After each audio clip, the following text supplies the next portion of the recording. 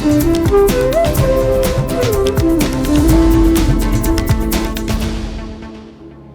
and welcome. I'm your host Aditi Singh and you're watching My India.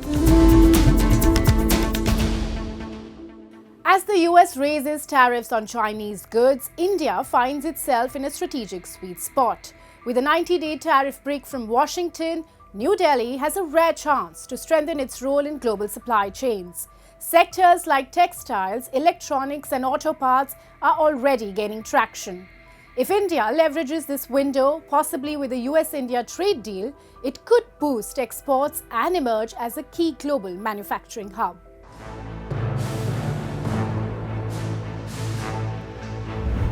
As the U.S. escalates its trade offensive against China, with tariffs reaching up to 245%, India finds itself in a strategic sweet spot.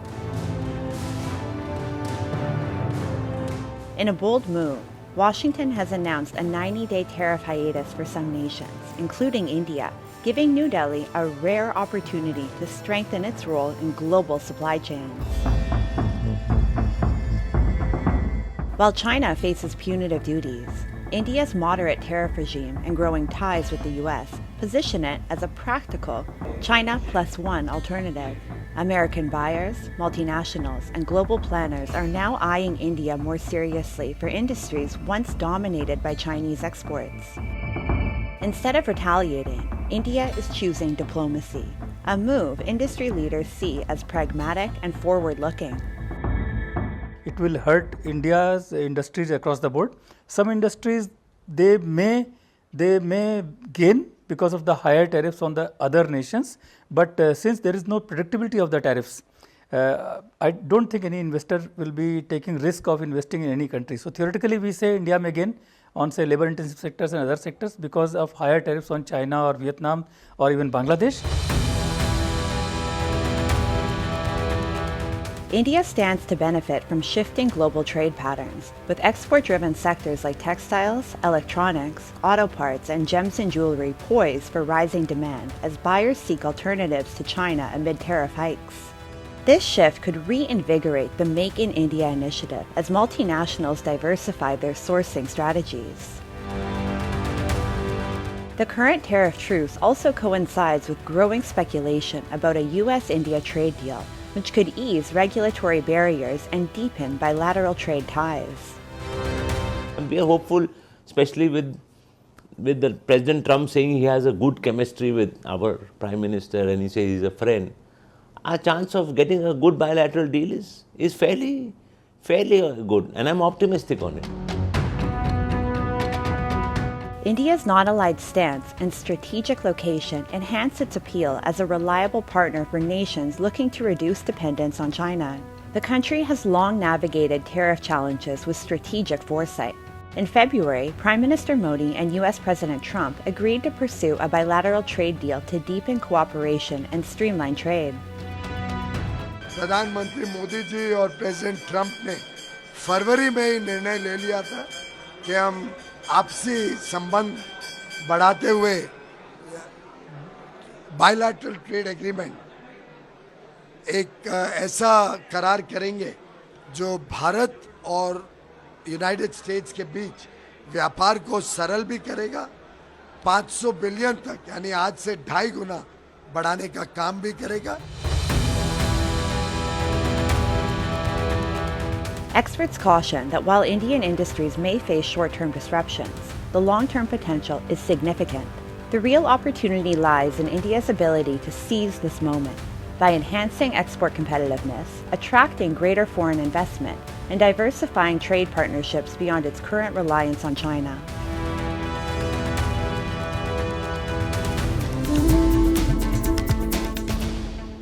India is forging ahead in the responsible adoption of digital technology.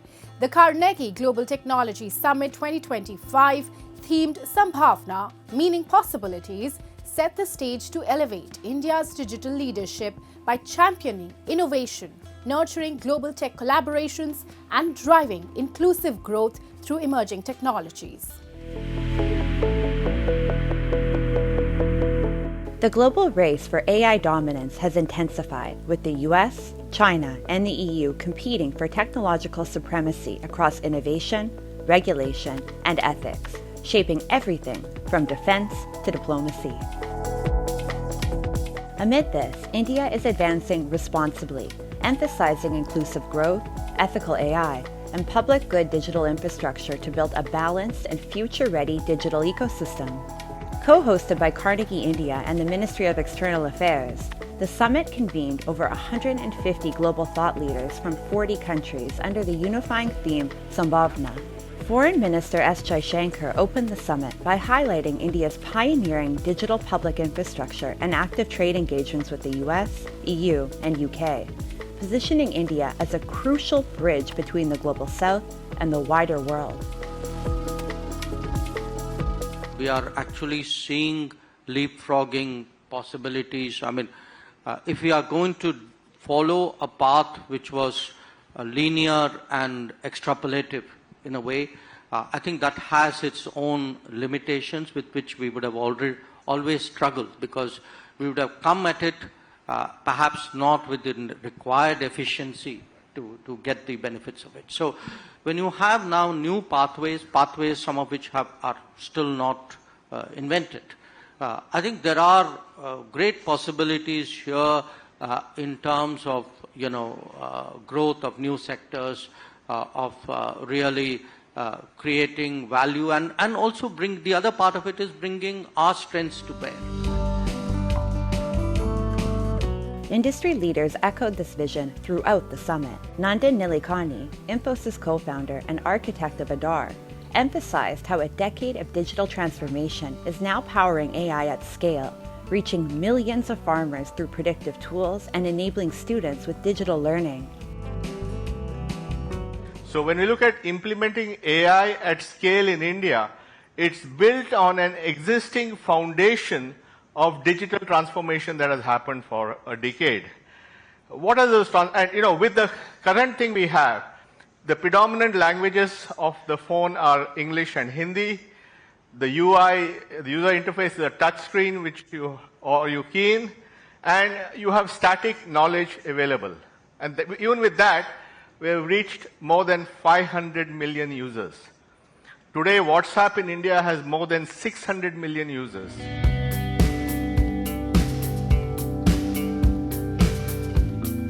Sunil Kantmunjal, chairman of Hero Enterprise, urged India to lead with trusted technology, highlighting the private sector's growing global footprint in areas like electric vehicles and sustainable innovation. India is one of the countries which is seen as less controversial than most others in the world.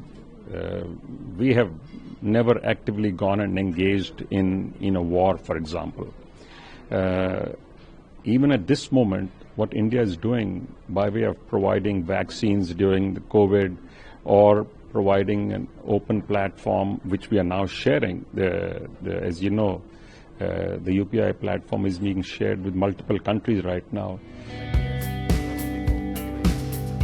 The summit was more than a national showcase. It was a global conversation. Leaders from countries like Germany and Australia praised India's growing influence in shaping tech policy. Sessions with international experts explored complex challenges like AI governance and cybersecurity, where India's balanced, innovation-driven approach earned global appreciation. In our supply chain plays a different role. And I think India has very strong future when it comes to our back-end assembly, test, and packaging.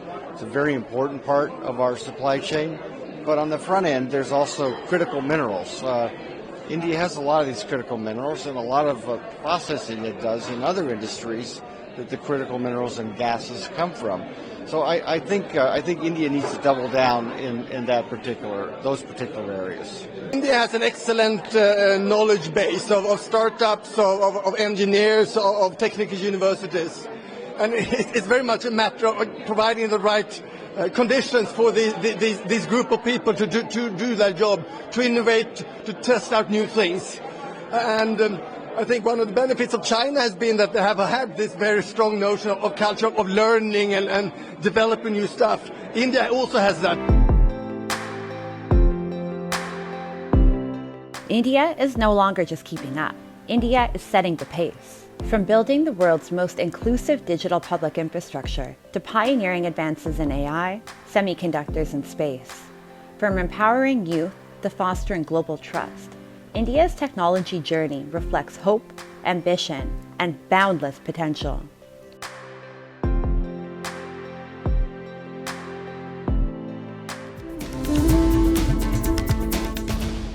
As Baisakhi celebrations lit up the nation, Udhampur's historic Devika Baisakhi Fest stood out as a vibrant symbol of unity. Held on the holy banks of Devika, the three-day event saw people from all communities come together. With cultural stalls, local crafts and festive fervour, the fair reflected the shared joy and brotherhood marking India's harvest celebrations. Take a look.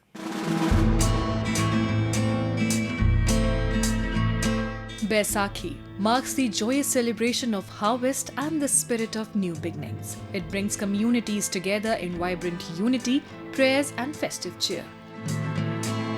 A truly heartwarming celebration, Baisakhi in India's Jammu and Kashmir was marked by great enthusiasm, peace and prosperity. The community came together in vibrant traditional attire, creating a lively atmosphere filled with joy and unity.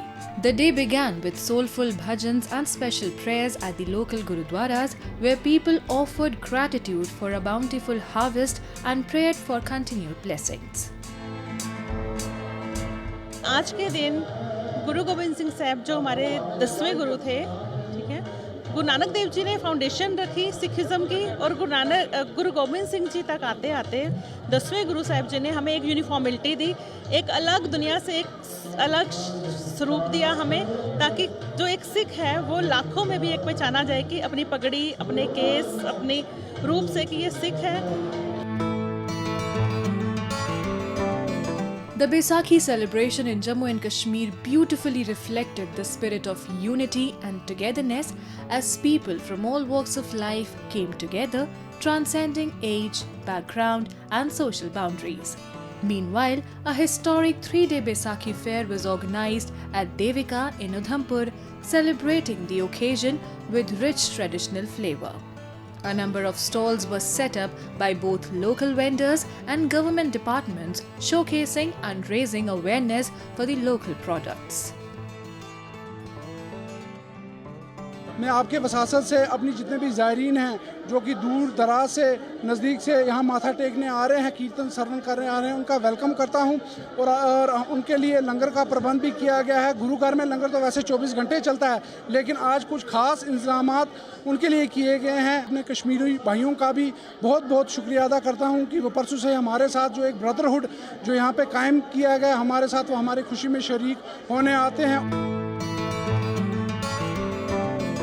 The occasion was not just about marking the harvest season. It became a heartfelt expression of life, love and collective hope. Prayers, music and laughter echoed through the streets, symbolizing a shared vision for peace and prosperity. The festival served as a shining example of how festivals can inspire unity, spread positivity and strengthen the fabric of our diverse society. Now, let's delve into World in Focus, featuring the latest global developments and events shaping our world.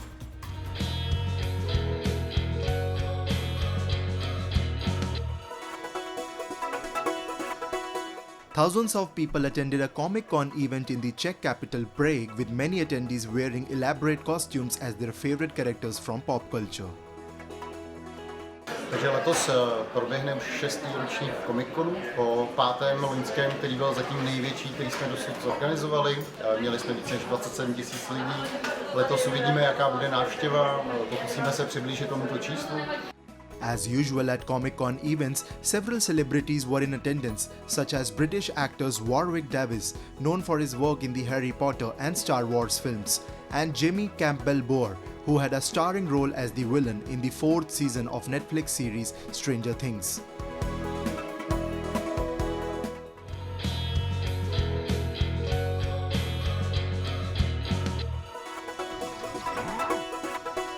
Cambodian farmers went full throttle by taking their best oxen to the racetrack at this year's annual ox cart race, just ahead of mid-April's Khmer New Year and rice harvesting season.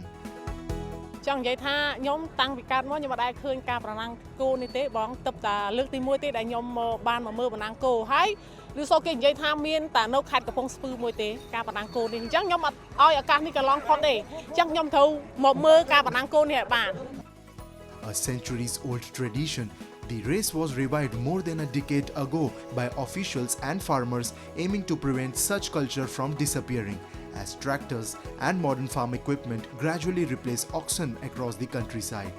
According to organizers, this year's race, which marks the 11th since the tradition was revived, drew 75 contestants while hundreds of spectators gathered to the venue's 1-kilometer dirt track at Kampong Speu province, located some 80 kilometers west of capital Phnom Penh.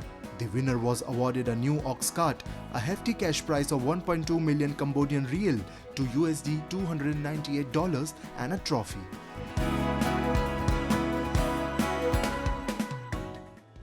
Women in India are shifting the narrative, taking the wheel, leading boardrooms and reshaping fields both corporate and agricultural. With rising employment and sharper financial savvy, they are not just entering the workforce, they are redefining it. Stay with us for more powerful stories of women breaking barriers and building legacies.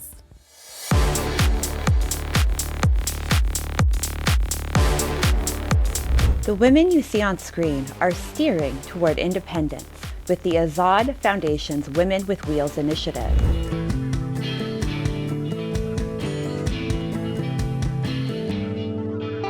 This flagship program empowers women from low-income communities, breaking stereotypes about what a woman's job should be.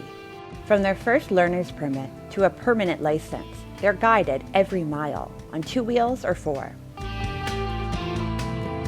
Scooty चलाना बचपन से ही सीखना चाहती थी। मैंने अपनी life में cycle भी नहीं चलाई है, बट मुझे यहाँ पे आके स्कूटी चलाने का सीखने का मौका दिया जा रहा था, तो मैंने स्कूटी चलाना सीखा। अब अचीव ये करना चाहती हूँ मैं कि जैसे कि यहाँ पे स्कूटी चलाना सीख गई हूँ, मेरा लाइसेंस बन गया, तो मैं चाहती हूँ कि मैं जॉब करूँ। मैं भी मतलब बाकी लोगों की तरह चला सकती हूँ, लड़कों की बराबरी में खड़े होकर स्कूटी चला सकती हूँ। हमें यहाँ पे ऐसा सिखाया जाता है, तो मैं कर सकती हूँ और बाकी की महिलाएं भी कर सकती हैं।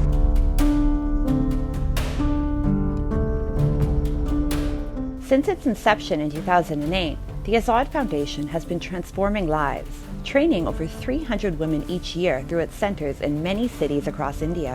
Alongside its flagship driving program, the Azad Foundation runs impactful initiatives like the Feminist Leadership Program, Men for Gender Justice, and Azad Kashori, all aimed at building a more just, inclusive society. जो महिलाएं हमारी resource poor women हैं और उनको साधन उपलब्ध नहीं है जहां वो आगे निकल के अपनी पहचान बनाएं, और अगर वो आगे निकलती भी हैं तो उनके लिए वही रोज़गार उपलब्ध हैं जो परंपरागत हैं, जो चलते आ रहे हैं। वो टीचिंग करें, मेहंदी, सिलाई, ब्यूटिशियन। और आज़ाद फाउंडेशन ने ये सोचा कि हम उनके लिए जो रोज़गार के साधन उपलब्ध कराएं वो उस फील्ड में जो उनके लिए गैर परंपरागत हैं और एक तरह से उस फील्ड के दरवाजे उनके लिए बंद हैं। तो उन्होंने ड्राइविंग की शुरुआत की इस सोच के साथ कि महिलाएं जब बाहर निकलेंगी तो दूसरी महिलाएं भी सुरक्षित होंगी। India's female employment rate has risen from 23% to 42%, with a target of 70% by 2047. As shared mobility services like ride shares, bike sharing and ride hailing expand in cities, they are opening new doors for women.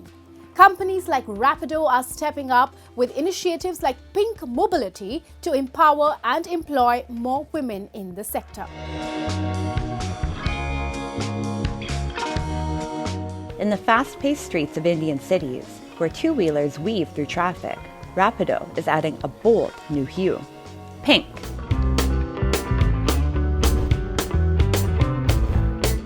Through its Empower Her initiative, Rapido launched Pink Mobility to help women across the country earn a sustainable income. The launch event brought together thought leaders, NGOs, gig workers, and women captains, all united in their commitment to women's empowerment.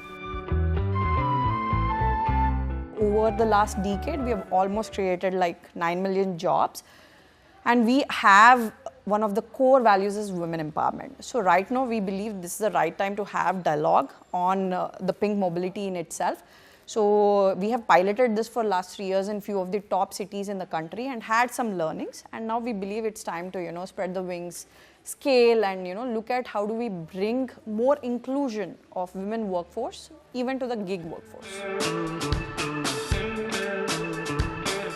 From boardrooms to farmlands and bustling city streets, women in India are not just participating, they're leading the way.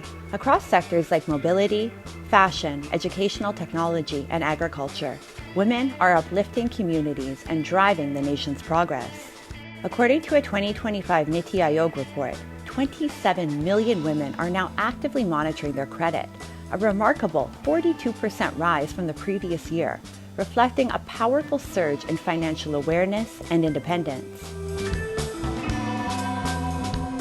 Where we have to create jobs for women which cater to the need for flexible work, gig work, so on and so forth.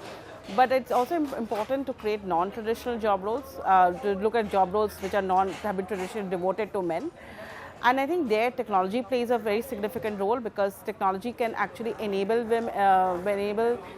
women to participate in these roles. Like we're traditional in retail sector, in manufacturing sector, in agriculture sector. The rising presence of women in business, agriculture, and mobility is more than a gender milestone. It's a triumph for the nation.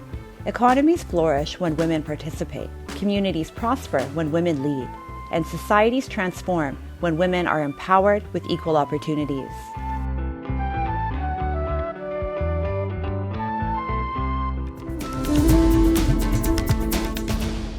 In a world where professional commitments often take precedence, traditional Indian performance arts are experiencing a vibrant resurgence, not just as cultural expressions, but as deeply personal passions that transcend boundaries. From the thunderous rhythm of the Puneri Dhol to the elegant grace of Bihu dance, these timeless art forms are evolving into powerful life pursuits, seamlessly blending vocation with devotion.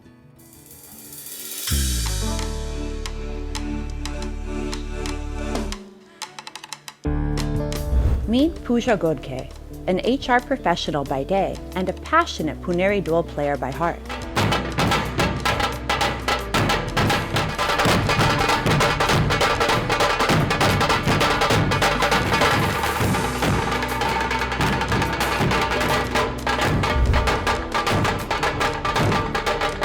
Captivated by vibrant college performances, she joined the Shiv Mudra Dhol Tasha troupe in 2010.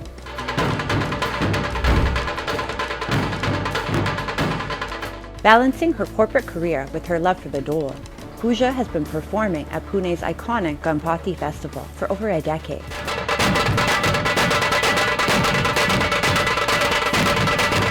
The journey wasn't easy, from handling the Dhol's weight to enduring bruises from its ropes. But months of rigorous practice led her to master the powerful beats that now define her festive spirit.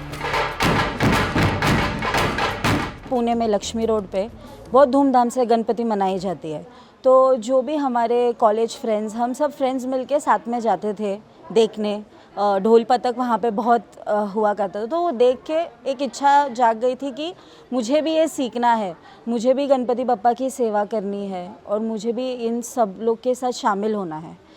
ये reason के वजह से वो जज्बा लेके मैंने शिव मुद्रा पतक join किया। Rooted in tradition and driven by passion, this iconic musical group is devoted to preserving Maharashtra's rich cultural legacy through electrifying performances. Established nearly 2 decades ago, the group has grown into a vibrant community of over 500 members, captivating audiences at major religious, cultural, and sporting events, with standout performances during Pune's legendary Ganesh Festival. Known for its unwavering discipline and rigorous training, the group opens its doors each year to new members, nurturing the next generation of spirited performers. ये जो है किसी का bread and butter है नहीं, तो इनकी ये पैशन है और इनकी हॉबी भी कह सकते हैं या इनका लव कह सकते हैं टूवर्ड्स आवर परंपरा। तो जब कोई भी बंदा या बंदी आती है और वो इधर हमें कहती है कि मुझे ये सीखना है, बजाना है, तो गणपति से 1.5 महीना पहले हमारी प्रैक्टिस शुरू हो जाती है। उधर पंडाल लगता है, बड़ा पंडाल रहता है और उसमें हम 6 से 9 मतलब उस हमें जो परमिशन मिलती है 6 से 9 तक, तो उसमें हम बच्चों को सिखाते हैं। और इसमें कॉलेज स्टूडेंट्स रहते हैं, इसमें आईटी प्रोफेशनल्स रहते हैं, कोई डॉक्टर्स रहते हैं, लॉयर्स रहते हैं, इंजीनियर्स रहते हैं, ऐसे विविध क्षेत्र से लोग आते हैं और एक साथ में फैमिली की तरह रह के वो सीखते भी है, बजाते भी है और गणपति अपना फेस्टिवल का आनंद भी बहुत लेते हैं sir.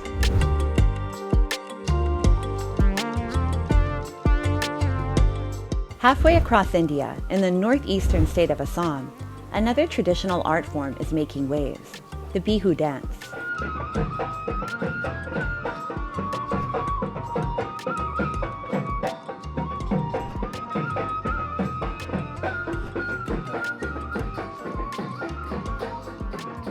Deeply rooted in the region's agricultural rhythms, Bihu is more than just a dance. It is a joyous celebration of nature, community, and life itself.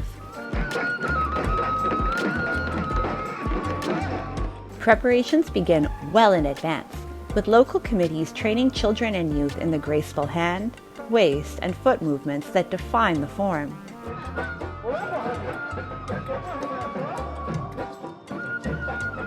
Set to the pulsating rhythms of traditional instruments, dancers in vibrant indigenous attire breathe life into the soul of Assamese culture, turning every performance into a moving tapestry of tradition and joy.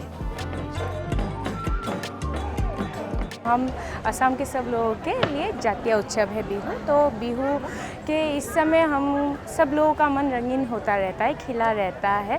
सिर्फ आदमी का ही नहीं, पेड़ पौधे का भी, प्रकृति का भी रूप चेंज होता है, तो वो नया पत्ता निकलता है। तो इस समय सब लोग खिलता रहता है, तो सब लोग गाना, नाचना सब कुछ एक साथ करते हैं हम लोग। Basically we sing nature based songs, love based songs, and sometimes we give reference to historical songs also. So Bihu is all about those things. Basically we imitate nature.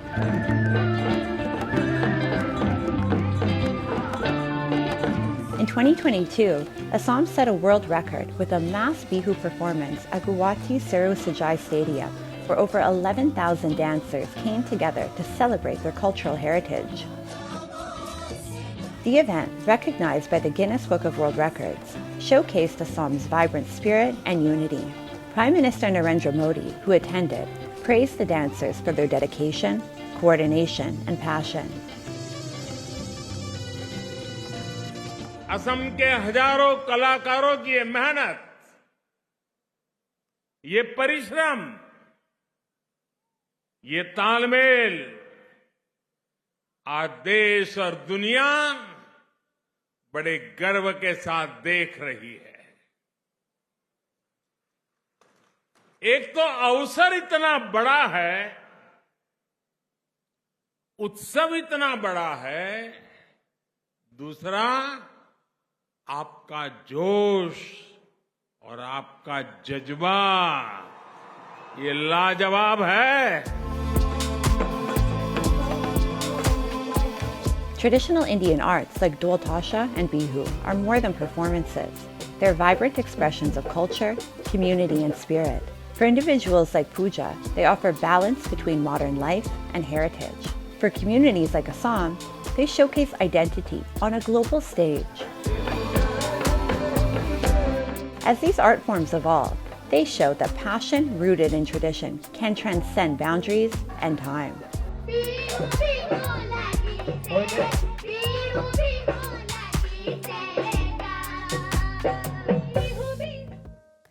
In a fast-paced world, traditional Indian arts like Puneri, Dhol and Bihu dance are not just surviving, they are thriving. Blending passion with profession, they celebrate identity, unity and the enduring power of cultural expression. And with that, we wrap up today's episode of My India. We will see you next week at the same time. Till then, goodbye and take care.